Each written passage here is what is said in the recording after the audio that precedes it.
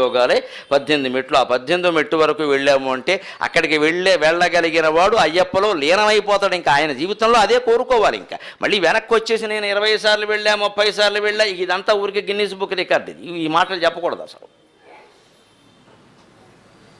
ఇదంతా ఊరికే మళ్ళీ లెక్కలు చెప్పుకోవడానికే పనికొస్తాయి. అంత వెళ్ళాం, నిజమే, ఇరుముడు వేసుకున్నాం, పెట్టుకున్నాం, 18 మెట్లు ఎక్కాం. అక్కడ చేయవలసిన కార్యక్రమం ఏదో మన మనస్సులో ఏమైనా మార్పు వచ్చిందా?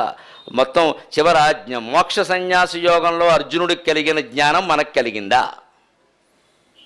మరి కలగనప్పుడు ఈ మెట్లన్నీ ఎక్కడం దేనికి? ఊరికి ఆయాసం కాకపోతే ఎక్కడ?